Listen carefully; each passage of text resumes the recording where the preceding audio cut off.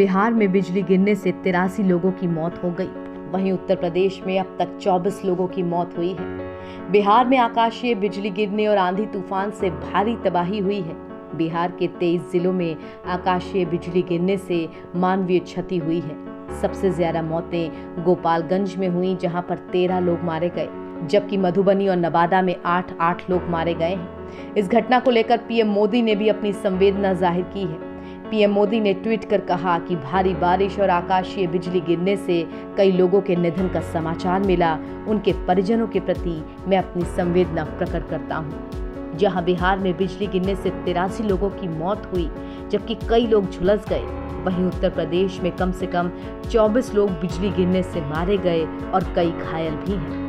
आपको बता दें कि हर साल मॉनसून आने के बाद या फिर बरसात के मौसम में ही बिजली गिरने और कड़कने की घटनाएं सामने आती हैं। ज्यादातर लोग इन्हें आकाशीय घटनाएं या फिर प्राकृतिक आपदा मानते हैं। इस वक्त देश में बरसात का ही मौसम चल रहा है और आकाशीय बिजली हर साल देश के कई राज्यों में कई हजार लोगों की जान ले लेती है। आइए आपको बताते हैं कि बिजली गिरने की आखिर वजह होती क्या है और कैसे इस बिजली में इतनी ताकत आती है कि ये इंसान की चंद सेकंड्स में जान तक ले लेती है।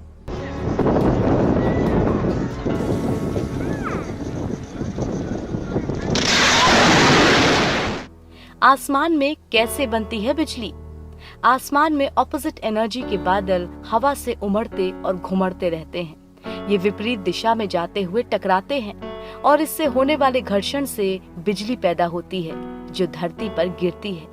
आसमान में किसी तरह का कंडक्टर न होने से बिजली पृथ्वी पर एक कंडक्टर की तलाश में पहुंच जाती है, जिससे नुकसान पहुंचता है। धरती पर पहुंचने के बाद बिजली को कंडक्टर की जरूरत होती है। आकाशीय बिजली जब लोहे के खंभों के अगल बगल से गुजरती है तो वो कंडक्टर का काम करता है। उस समय कोई व्यक्ति यदि उसके संपर्क में आता है तो उसकी जान तक जा सकती है। आसमानी बिजली का असर ह्यूमन बॉडी पर कई गुना होता है। डीप बर्न होने से टिश्यू डैमेज हो जाते हैं, उनको आसानी से ठीक नहीं किया जा सकता। बिजली का असर नर्वस सिस्टम पर भी पड़ता है। हार्ट अटैक होने से मौत हो जाती है। इसके असर से शारीरिक अपंगता का खतरा भी होता है।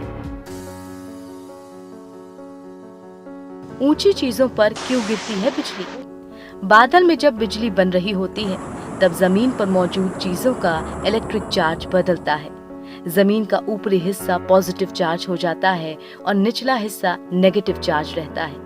मीनार, ऊंचे पेड़, घर या इंसान जब पॉजिटिव चार्ज हो जाते हैं तो उससे पॉजिटिव इलेक्ट्रिसिटी निकलकर ऊपर की ओर जाती है। इसे स्ट्रीमर कहते हैं। बादल के निचले हिस्से में मौजूद नेगेटिव चार्ज स्ट्रीमर की ओर आकर्षित होता है, जिससे बिजली धरती पर गिरती है।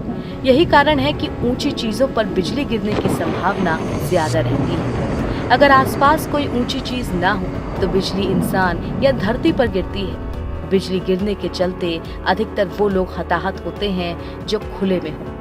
घर और कार जैसी बंद जगह इंसानों को बिजली से बचाती है। कार पर जब बिजली गिरती है तब वो टायर से होते हुए धरती में चली जाती है। इस तरह घर पर बिजली गिरने से वो नींव के रास्ते धरती में चली जाती है। बिजली गिरते समय अगर कोई नल से निकल रहे पानी के संपर्क में हो या फिर लैंडलाइन फोन का इस्तेमाल कर रहा हो तो उसे झटका लग सकता है। आसमानी बिजली से कैसे बचें? बिजली गिरने के तुरंत बाद बाहर ना निकलें। अधिकांश मौतें तूफान गुजर जाने के 30 मिनट बाद तक बिजली गिरने से होती हैं। अगर किसी पर बिजली गिर जाए तो फौरन डॉक्टर की मदद लें। बिजली गिरने से अक्सर 2 जगहों पर जलने की आशंका रहती है। वो जगह जहां से बिजली का झटका शरीर में प्रवेश कर चुका है और जिस जगह से उसका निकास हुआ है, जैसे कि पैर के तलवे। अगर बादल गरज रहे हों और आपके रोंगटे खड़े हो रहे हों तो ये इस बात का संकेत है कि बिजली गिर सकती है। ऐसे में नीचे दुबक कर पैरों के बल बैठ जाएं। अपने हाथ घुटनों पर रख लें और सिर दोनों घुटनों के बीच। इस मुद्रा के कारण आपका जमीन से संपर्क कम से कम होगा। बिजली कड़कने के दौरान न छतरी खोलें और न ही मोबाइल फोन का इस्तेमाल करें। इसके साथ ही पेड़ के नीचे और खुले मैदान में भी जाने से बचना चाहिए, क्योंकि अगर बिजली आप पर गिर गई तो इतना जोर का झटका लगेगा कि आपका जिंदा रहना मुश्किल होगा, क्योंकि आसमान से गिरने वाली बिजली में लाखों अरबों वोल्ट की ऊर्जा होती है, जिसे आपका शरीर सहन नहीं कर पाता और मौत हो जाती है।